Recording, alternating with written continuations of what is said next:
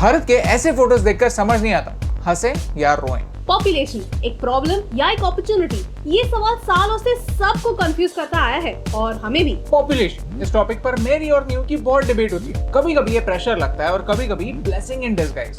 आज world population day है, तो चलिए इसी बहाने हम भी डिस्कस करते हैं, एक कॉन्वर्सेशन स्टार्ट करते हैं और दोनों तरफ के आर्गुमेंट्स सुनते हैं। आप भी हमें बताइए कि आपको क्या लगता है, पॉपुलेशन प्रॉब्लम है या अपॉर्चुनिटी। अगर आपको इस वीडियो से वैल्यू मिलती है तो इसे अपने दोस्तों के साथ शेयर कीजिए। भारत के लिए इंपॉर्टेंट टॉपिक्स पर एक आसान भाषा में वीडियो बनाना हमारा मिशन है। हमें सपोर्ट करने के लिए हमारे YouTube चैनल को सब्सक्राइब कीजिए और इस बेल आइकॉन को प्रेस कीजिए। पॉपुलेशन एक प्रॉब्लम है क्योंकि उसका सीधा इम्पैक्ट एनवायरनमेंट पर होता है। भारत में दुनिया का सिर्फ 2.4% लैंड मास है, 4% पानी है और 16% पॉपुलेशन। इस पॉपुलेशन को बेसिक्स भी प्रोवाइड करने की बात हो तो बिजली के लिए कोल माइनिंग होती है, एग्रीकल्चर में कम खर्चे में ज्यादा प्रोड्यूस करने के लिए केमिकल फर्टिलाइजर्स यूज होते हैं, पोल्यूशन बढ़ता है और पानी आज भी 40% रूरल पॉपुलेशन को रेगुलरली पीने का पानी नहीं मिलता। बट वेट, पॉपुलेशन की वजह से इकोनॉमी को बूस्ट मिलता है। भारत का मिडिल क्लास एक एस्पिरेंट क्लास है जो हमेशा एक बेहतर स्टैंडर्ड ऑफ लिविंग चाहता है। भारत का पॉपुलेशन यंग है, डायनामिक है, जो खर्चे करता है और साथ ही साथ अपने पैसे सेव भी करता है, आइडल नहीं रखता, कहीं ना कहीं इन्वेस्ट करता है। ये सारी चीजें हमारे जीडीपी को पुश करती है, इसीलिए मिडिल क्लास को इंजन ऑफ ग्रोथ कहते हैं। जल्दी भारत का मिडिल क्लास पूरे यूएस के पॉपुलेशन से भी बड़ा होगा।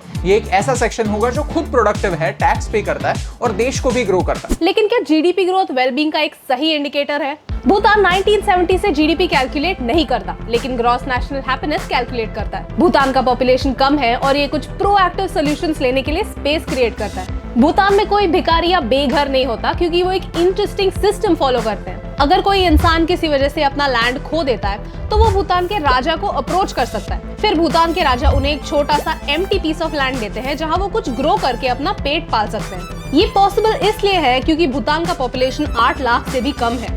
भारत का पॉपुलेशन ऑलरेडी इतना ज्यादा है कि ऐसा कोई सिस्टम प्रैक्टिकल ही नहीं है। लेकिन एक अच्छी बात, एक सिल्वर लाइनिंग जरूर है कि भारत का पॉपुलेशन ग्रोथ रेट कम हो रहा है। यूएन ने फर्टिलिटी रेट को टोटल बर्ड्स पर वुमेन के हिसाब से डिफाइन किया। यूएन कहता है कि जब फर्टिलिटी रेट 2.1 पर स्टेबल होता है, यानी हर औरत के ऑन एन एवरेज 2 बच्चे और 10% मिसकैरेज का चांस होता है, तब देश का पॉपुलेशन स्टेबल होने लगता है। आज ये नंबर 2.2 के आसपास है, यानी एक स्टेबल पॉपुलेशन के हम काफी करीब है। अगर ये नंबर 2.1 से नीचे गिरता है तो एक नया सोशो इकोनॉमिक प्रॉब्लम जनरेट हो सकता है। लोगों की लाइफ एक्सपेक्टेंसी बढ़ रही है और यूजुअली लोग 60 की एज में रिटायर होते हैं। उसके बाद उनका इनकम सोर्स रेयरली कुछ होता है और वो अपने बच्चों पर डिपेंडेंट होते हैं। सोचिए, अगर कोई 60 की एज में रिटायर होता है और 90 साल तक जिंदा रहता है तो वो 30 सालों के लिए अपने पेंशन पर और अपने बच्चों पर डिपेंडेंट होगा। ये एक अलग ही प्रॉब्लम इसलिए है क्योंकि भारत में इन्वेस्टमेंट और सेविंग करने वाला पॉपुलेशन बहुत कम है। बट अभी when you say 2.1 children per woman, you don't consider the problem of polygamy. In some cultures, men marry more than one woman. यानी ये यूएन का इंडिकेटर थोड़ा सा फ्लॉड है क्योंकि ये औरत पर प्रेशर रखता है सिर्फ 2 बच्चे पैदा करने के लिए,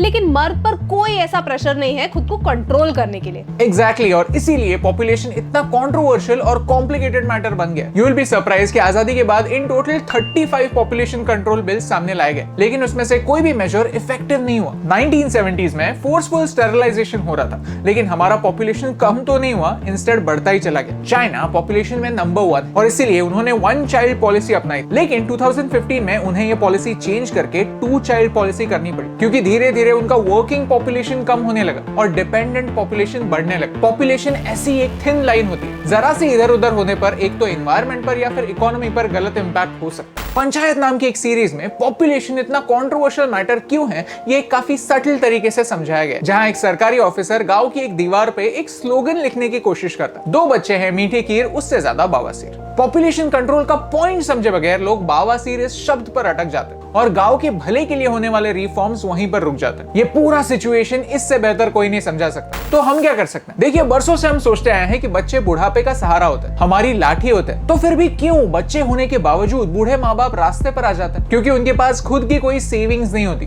उन्हें हमें फाइनेंशियली इंडिपेंडेंट बनाना होगा, फाइनेंशियल प्लानिंग का इंपॉर्टेंस समझाना होगा। सारे पॉपुलेशन स्टडीज में एक बात कॉमन है कि जब एक औरत एजुकेटेड होती है, इंडिपेंडेंट बनती है और इकोनॉमिकली स्टेबल होती है तो वो कॉन्ट्रासेप्टिव्स के बारे में अवेयर होती है। हम खुद के घर से शुरुआत कर सकते हैं। अगर आपकी घर बाई आती है जो 50 साल से कम है तो कॉन्ट्रासेप्टिव्स के बारे में उनसे बात कीजिए। एंड लास्टली, अडॉप्शन के बारे में सीरियसली सोचिए। हम ऐसे देश में रहते हैं जहां हम देवकी के साथ साथ यशोदा को भी भगवान श्री कृष्ण की माँ का दर्जा देते हैं। हमारा इतिहास भी हमें याद दिलाता है कि एक माँ का रोल बायोलॉजी से बढ़कर। फिर भी क्यों?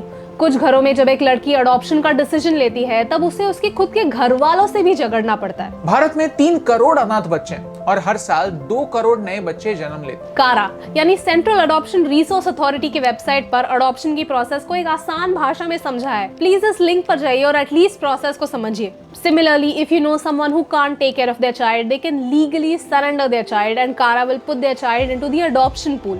देखिए, कोई बच्चा अबैंडन होने से अच्छा है कि वो एक लीगल तरीके से अडॉप्ट हो जाए। सोचिए, हम पॉपुलेशन को बढ़ाने के बजाय एग्जिस्टिंग पॉपुलेशन को एक अच्छी जिंदगी देने में सक्सेसफुल हो पाए तो भारत का पॉपुलेशन भारत के लिए एक एसेट बेशक बन जाएगा। अगर आपको इस वीडियो से वैल्यू मिली, कुछ नया सीखने मिला, तो इस वीडियो को शेयर कीजिए, क्योंकि भारत 2030 तक चाइना को पॉपुलेशन के मामले में पीछे छोड़ने वाला ये एक फैक्ट है जिसे हम बदल नहीं सकते। लेकिन हाँ, ये जरूर बदल सकते हैं कि ये पॉपुलेशन कैसा होगा। गरीब, लाचार और बेबस बनकर भारत के लिए एक बोझ होगा या खुद की तरक्की से भारत का नाम रोशन करेगा। इस सवाल का जवाब हम जरूर बदल सकते हैं और यही सिंपल सी बात आप तक पहुंचाने से मुझे फर्क पड़ता है।